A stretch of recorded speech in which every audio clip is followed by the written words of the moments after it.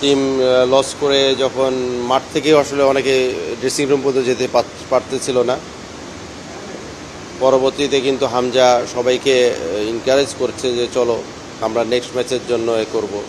আমরাও সবাইকে বলতেছিলাম, তো নিয়ে গেলাম।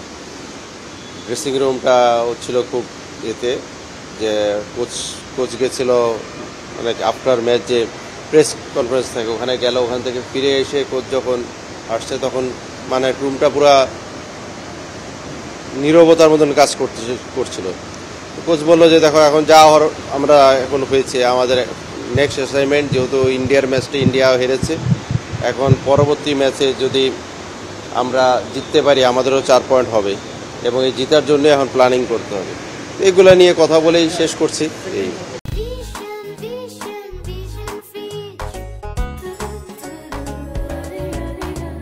হামজা কিন্তু প্রথম থেকেই বিরক্ত হচ্ছিল রেফারির আচরণে। আপনারা খেয়াল করেছেন কিনা, শুধু ওই একটা আচরণ বললে হবে না, প্রথম থেকে আমাদের সব প্লেয়াররা, আপনারা বলেন, দর্শকরা বলেন, যারা আপনারা আছেন, রেফারিদের কিছু সিদ্ধান্ত এটা আসলে মেনে নেওয়ার মতো না। যেটা ফাইমের যেই লাস্ট বলটা সেটা কিন্তু কর্নার হয়নি, রেফারি দিয়েছে কর্নার, সেটা কিন্তু ওর পায়ে মানে ওর লাস্ট টোকাটা কিন্তু ফাইমের, রেফারি দিয়েছে কর্নার, কিন্তু সেটা তো হয়েছে পেনাল্টি। যদি আমার কর্নারই হয়ে থাকে তাহলে বল তো আমার পায়ে, কর্নার যদি হয়ে থাকে বল তো আমার পায়ে, তো সেই বলটা তুমি দিলা কর্নার আর আমাকে ফেলে দিল, সেটা দিলা না তুমি পেনাল্টি। তো এগুলো আচরণে আসলে ক্ষুব্ধ ছিল।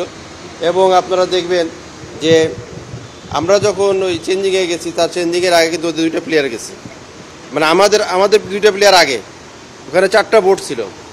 তো আমরা 4টা বোর্ড নিয়ে যখন গেছি, আমরা যখন দিয়েছি তখন ওই 4টা বোর্ডের আগে দেখা যাচ্ছে যে সে ওদের প্লেয়ারকে নামিয়ে দিচ্ছে। তো হামজা বলছে ওদেরকে নামিয়ে দিচ্ছ, প্লাস হলো ওদের প্লেয়ার স্ট্রেচারে করে, হামজা যে রাগ করেছে, ওদের প্লেয়ারকে স্ট্রেচারে করে নামিয়ে যাওয়ার পর্যন্ত রেফারি হুইসেল বাজায়নি। ওই প্লেয়ার যখন ইন করছে, বের করে নিয়ে যাওয়ার পরে ইন করছে, তখন কন্টিনিউ করছে খেলা। আপনারা জানেন যে যতটুকু বলার ততটুকু আমরা ম্যাচ কমিশনারকে গতকালকে জানিয়েছি। ম্যাচ কমিশনার বলেছে যে আমি আমার রিপোর্টে রাখছি তোমাদের এগুলা, এখন দেখা যাক কি হয়। লিখিত সিস্টেমের অভিযোগ আছে, সেগুলার তো আছে, সেগুলো আসলে আমাদের বোর্ড ডিসিশন নেবে সেই লিখিত অবজেকশনগুলো। তো আমরা যাব এখন, যে ফেডারেশনে যাচ্ছি, বিভিন্ন ব্যাপার নিয়ে আলোচনা আছে, ওখানে যাবো আমরা।